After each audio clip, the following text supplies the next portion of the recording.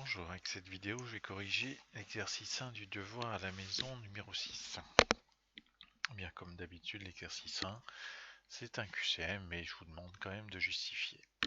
Alors première question, soit C un réel strictement supérieur à 1, sur l'ensemble des nombres réels, la fonction polynôme définie par, en fait, change de signe, toujours positif, toujours négatif, donc en gros, on veut savoir le signe de f de x. Donc pour avoir le signe, je calcule le discriminant. Le discriminant c'est b au carré, donc 4 moins 4 AC.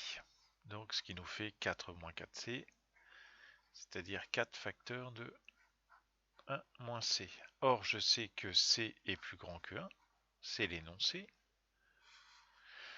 Donc 1 moins C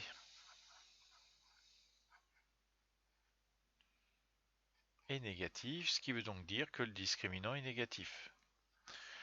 Puisque le discriminant est négatif, eh bien je sais que le signe de x2 plus 2x plus c est toujours du signe du coefficient de x2 ici.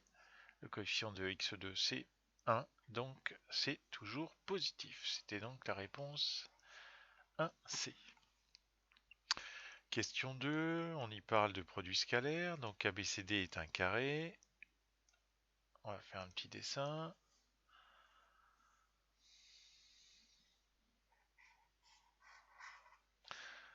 A, B, C, D est un carré. Donc on vous demande, est-ce que AB scalaire AD égale 0? Donc le vecteur AB il est là, le vecteur AD il est là, et les deux vecteurs sont orthogonaux puisque je suis dans un carré, donc le produit scalaire est nul. C'était donc la réponse de A. Question 3. Donc ici, c'est parce que AB est perpendiculaire à AD. C'est tout l'intérêt du produit scalaire. Ça traduit l'orthogonalité. Question 3. La droite d'équation coupe l'axe des abscisses. Alors si ça coupe l'axe des abscisses au point A, ce qui veut donc dire que le point A a pour une abscisse quelque chose que je ne connais pas, et pour ordonnée 0. Donc ça ne peut pas être la réponse 3 ni la réponse 3C. Il me reste que la 3B ou la 3D. Alors comme j'ai dit que y valait 0, ce qui me fait donc à résoudre 2x plus 1 égale 0.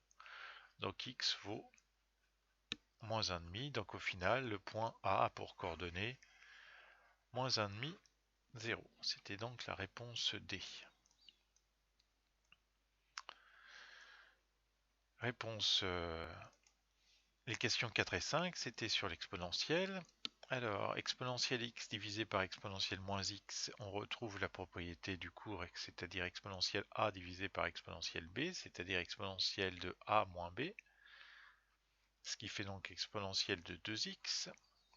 Mais nous avons encore une propriété, c'est que exponentielle de a à la puissance n, c'est égal à exponentielle de a à la puissance n. Donc exponentielle de na est égale à exponentielle de a à la puissance n, donc exponentielle de x c'est aussi exponentielle x au carré. C'était donc la réponse 4C. Et enfin, la cinquième question, c'était une histoire de dérivée. Donc pour dériver f, eh bien, c'est un produit, c'est donc u' v plus u v', mais la dérivée de l'exponentielle moins x, c'est moins exponentielle de moins x, ce qui nous fait donc, en le réécrivant correctement, moins 2 exponentielle de moins x, facteur de 2x moins 1, facteur de exponentielle de moins x. C'était donc la réponse D. Voilà, bonne journée.